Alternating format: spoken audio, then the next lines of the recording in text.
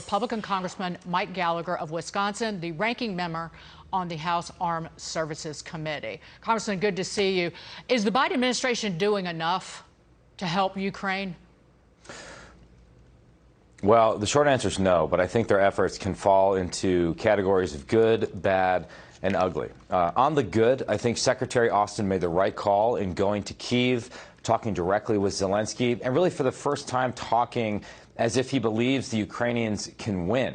I think that is the right signal to send to our allies. It's also right to send the signal that we want Russia to be permanently hobbled by this misadventure of unprovoked aggression. So that's good. What's bad is the president himself seems at times to constantly want to remind everybody what we won't do. And putting arbitrary limits on our assistance, I think, undermines our effort. But the real ugly is that we are running low in terms of our stockpiles. We just burned through 7 years' worth of javelins, and that's not only important as we continue to try and help the Ukrainians win in Ukraine, that's important as we try to simultaneously defend Taiwan from aggression from the Chinese Communist Party. They're going to need access to some of these same weapon systems, and we simply don't have the stockpiles at present in order to backfill what we've spent in Ukraine. May 9th is Victory Day in Russia, an important and symbolic day. It is the day that marks when Russia defeated the Nazis, or the Soviets did, in 1945. Ahead of that, are you concerned that there's going to be an escalation by Russia? There's some talk about it could be both a declaration of war, what would that mean, but also the declaration of a victory or some sort of symbolic victory simultaneously.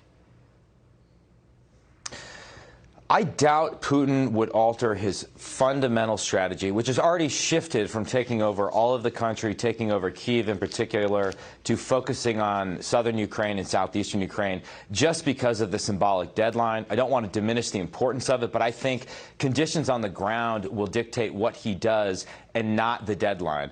However, the fact that he has yet to declare war in Ukraine illustrates the absurdity of the whole thing because, of course, he has been waging war aggressively and ruthlessly for months now in Ukraine without regard for civilian lives. So I think we should be on guard. I think we should continue to stand steady behind our Ukrainian partners on the ground. But let's not let the fear of escalation by Putin or any saber rattling he might make on May 9th, on Victory Day, intimidate us from taking necessary steps to defend NATO and arm the Ukrainians with vital weapon systems and vital intelligence going forward. There was a report online, despite the Kremlin spokesman saying a full-scale mobilization, that rumors of that are nonsense, that Russian state agencies have started flooding online job portals for listings for mobilization experts. Take that for what you will. I want to get to the Pentagon is denying reports that were in the New York Times that they have given Ukrainian forces intelligence and weapons to kill Russian generals. Here's John Kirby. Listen to this, Congressman.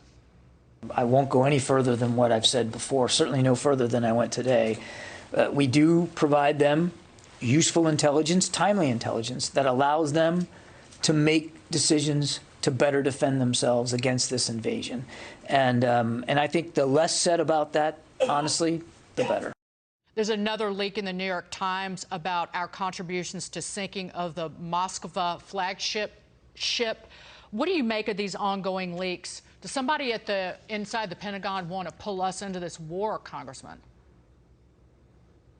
Well, it's a huge problem, the lack of operational security. And the fact that we're leaking operational details, it seems the Biden administration is trying to give themselves credit, pat themselves on the back. We had senior Pentagon officials bragging anonymously about the success of their strategy, what they're calling integrated deterrence, to the Washington Post. That's incredibly counterproductive. It also ignores the fact that the war is still ongoing. Thousands of people are losing their lives. And for the Pentagon or the intelligence community or anyone to spike the football and pat ourselves on the back, I think is terrible, terrible policy. So they have to get a handle on these leaks. It is a good idea for us to be forward-leaning and sharing as much intelligence with the Ukrainians as possible.